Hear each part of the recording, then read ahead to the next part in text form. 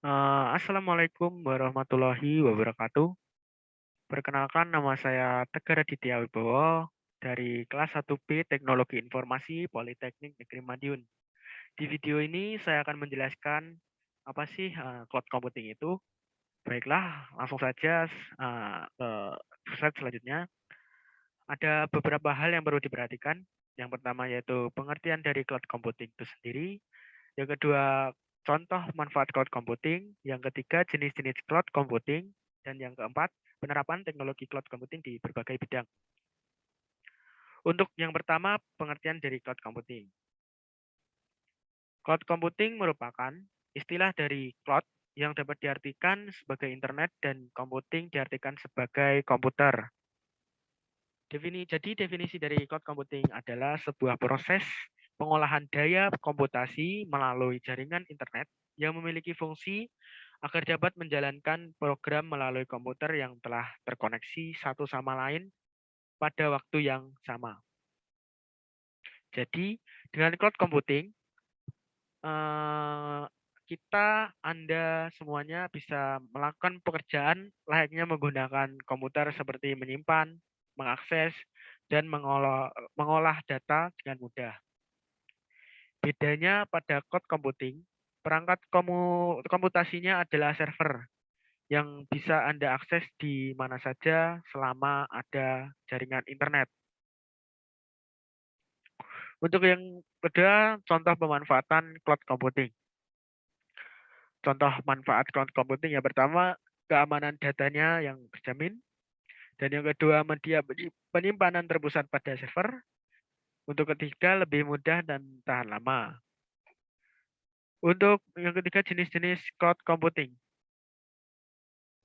Jenis-jenis cloud computing berdasarkan jaringannya terlebih dahulu. Sebenarnya ada dua.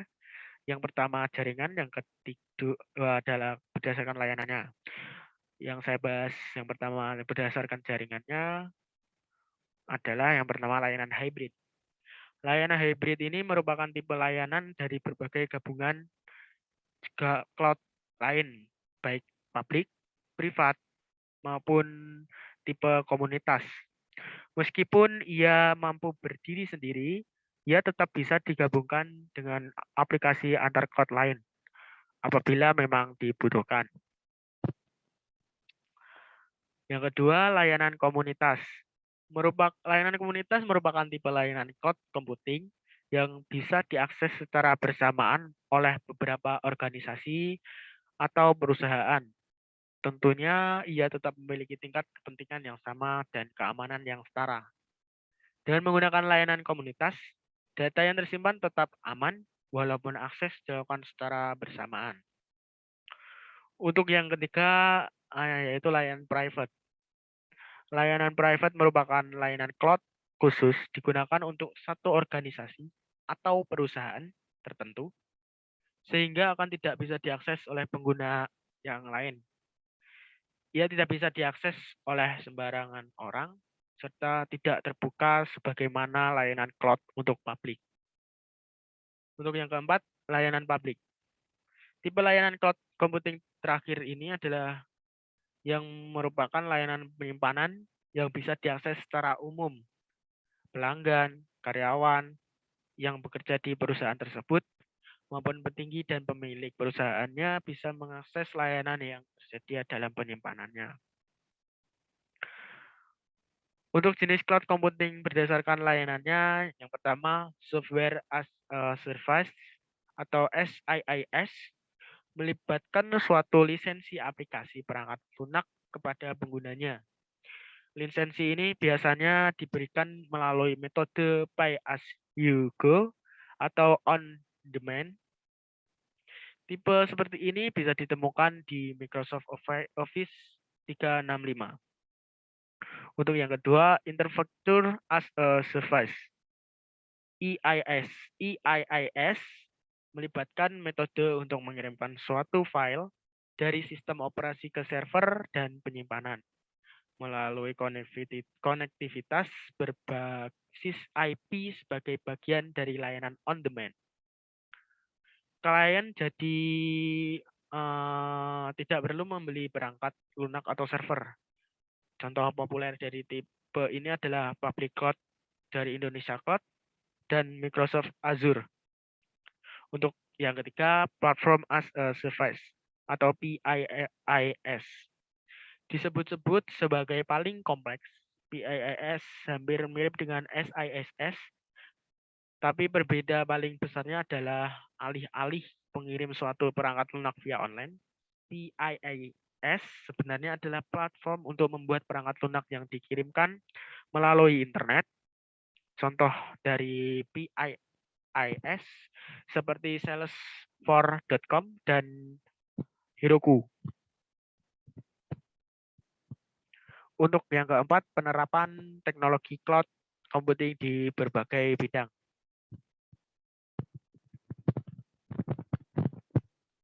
Untuk contoh yang saya gunakan yaitu dalam bidang penerapan transportasi, yang kedua penerapan cloud computing pada bidang kesehatan, yang ketiga yang kedua menurut saya tadi, yang ketiga penerapan cloud computing pada bidang pendidikan. Untuk yang pertama, penerapan cloud computing pada bidang transportasi. Penerapan pada bidang transportasi, khususnya angkutan umum, sangatlah diperlukan oleh masyarakat dalam memenuhi kebutuhan sehari-hari, baik kebutuhan angkutan orang maupun barang. Sistem informasi angkutan umum berbasis website serta penggunaan teknologi cloud computing untuk menyimpan data menjadi alternatif yang paling efektif saat ini. Dengan sistem transportasi online berbasis cloud computing, dapat melakukan penghematan biaya operasional pada sistem informasi yang dibangun dan dapat dengan mudah memonitoring dari satu server sehingga dapat memudahkan dalam pelayanan informasi trayek lalu lintas angkutan umum yang diperlukan pengguna di wilayah kota, contohnya Tasikmalaya, dengan tujuan untuk mewujudkan pelayanan trayek lalu lintas dan angkutan umum yang tertib dan terstruktur atau teratur. Maksud saya teratur, maaf. Untuk yang kedua, penerapan cloud computing pada bidang kesehatan. Penerapan pada bidang kesehatan, salah satu teknologinya yaitu adalah telemedikan, yaitu pelayanan di bidang kesehatan jarak jauh. Hal ini mencakup bentuk pengobatan yang memanfaatkan media untuk berinteraksi antar dokter dan pasien. Ini berarti bahwa layanan pengobatan yang mencakup semua bentuk pengobatan yang memanfaatkan media di mana pasien dan dokter dapat berkomunikasi dari jarak jauh, baik menggunakan telepon seluler, telepon rumah, internet, dan sebagainya. Telemedikan juga didefinisikan sebagai transfer data media elektronik dari satu lokasi ke lokasi lainnya via online. Telemedikan dapat dikatakan sebagai alat yang dapat membantu banyak orang dengan beragam masalah kesehatan. Sangat banyak manfaat yang ditawarkan dalam penggunaan telemedikan, seperti halnya efektivitas waktu, biaya, dan tenaga. Artinya pasien tidak perlu untuk jauh-jauh datang ke rumah sakit yang menghabiskan banyak waktunya di perjalanan, biaya bahan bakar, dan fisik bertahan di tengah-tengah kemacetan untuk berkonsultasi masalah kesehatan dengan dokter. Cukup dengan memanfaatkan teknologi informasi seperti halnya email atau bahkan video conference dan lain sebagainya. Untuk yang ketiga, penerapan cloud computing pada bidang pendidikan. Penerapan pada bidang pendidikan seiring berjalannya waktu mulai banyak teknologi yang berkembang di bidang ini. Misalnya saja cloud computing yang mulai digunakan. Cloud computing yang sangat sering kita gunakan adalah Google Apps. Google Apps ini merupakan layanan yang disediakan oleh Google yang memiliki berbagai fitur atau aplikasi yang saling terintegrasi sehingga dapat digunakan oleh pengguna baik individu maupun kelompok. Salah satu penerapan Google Apps untuk pendidikan adalah Google for Education. yang menawarkan sebuah hosting gratis untuk mempermudah lembaga-lembaga pendidikan seperti mengelola email, chat, kalender, berbagai dokumen, dan lain-lain. Fitur-fitur utama yang ada di Google for Education antara lain yang pertama Gmail. Gmail di sini adalah layanan webmail yang dikelola oleh administrator Google Apps lembaga yang bersangkutan dengan format URL dari lembaga pendidikan tersebut. Misal, kepsek_sman11.sch.id.